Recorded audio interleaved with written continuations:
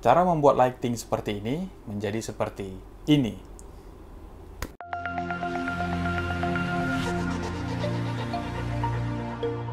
Oke, assalamualaikum warahmatullahi wabarakatuh. Jumpa lagi di channel kesayangan kita semua, Saidi Al Hadi.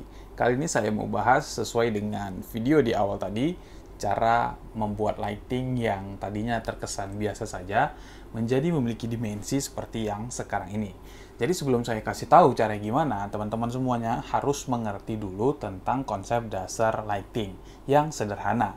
Jadi apapun objeknya, mau untuk foto atau video itu terserah, tapi dasarnya itu sama. Oke, yang pertama adalah konsep dasar lighting itu harus ada key light. Jadi key light itu adalah lighting utama yang biasanya ditempatkan di arah depan, sebelah kiri atau kanan dari sebuah objek.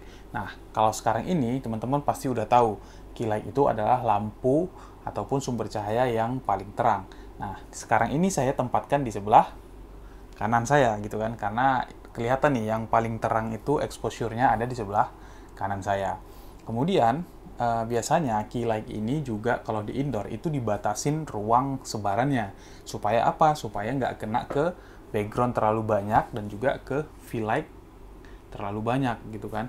Jadi fill light-nya tuh bagian sini ya maksudnya. Itu terlalu banyak kena key light-nya juga nggak ada dimensinya. Kenapa? Karena niat utama kita memakai lighting adalah membentuk sebuah dimensi. Artinya kelihatan tuh mana background, kemudian juga mana foreground, antara shadow di sebelah sini lebih gelap, kemudian di sini light-nya lebih tinggi gitu kan. Jadi itu membentuk sebuah dimensi yang berakhir kepada sebuah seni lah, intinya seperti itu. Nah, kemudian setelah teman-teman punya key light, teman-teman juga harus punya fill light. Nah, fill light itu adalah sumber cahaya atau lampu yang harusnya itu lebih kecil daripada key light-nya. Jadi jangan sampai dia lebih besar atau sama dengan key light, itu nggak akan bentuk dimensi. Jadi kita mainin antara terang di sebelah sini dan lebih gelap di sebelah kiri saya contohnya. Nah, dalam hal ini fill light itu bisa jadi lampu atau juga reflektor. Karena sekarang ini saya itu pakainya reflektor.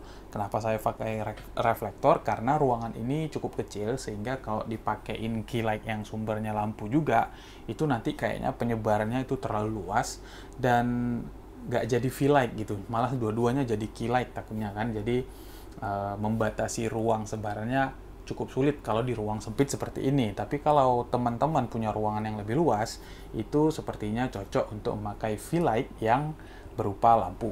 Nah, kali ini saya pakai reflektor. Kemudian yang berikutnya adalah backlight. Nah, backlight itu adalah untuk mengisi dimensi antara depan dan belakang. Kenapa harus diisi bang yang di belakang? Iya, karena kalau di belakangnya terlalu gelap juga nggak keren gitu, nggak asik lah gitu kan. Nah, sekarang ini contohnya saya pakai dua backlight.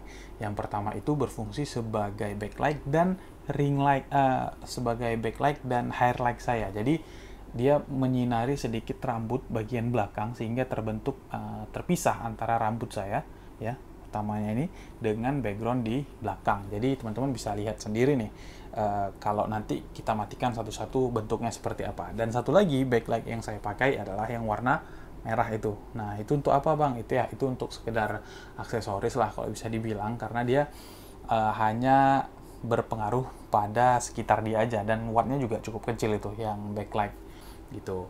Nah, kemudian karena saya pakai di ruangan yang kecil, saya cukup beli satu key light saja karena saya bisa pakai reflektor tadi. Reflektor kan harganya lebih murah gitu kan, daripada saya harus ambil juga godox yang lain mungkin yang lebih kecil untuk mengisi fill light saya, dan settingnya juga lebih ribet kan karena harus ada dua. Kalau yang backlight di belakang itu saya belinya di toko-toko elektronik biasa. Kalian bisa pilih mau yang model neon, model LED dan sebagainya, itu terserah.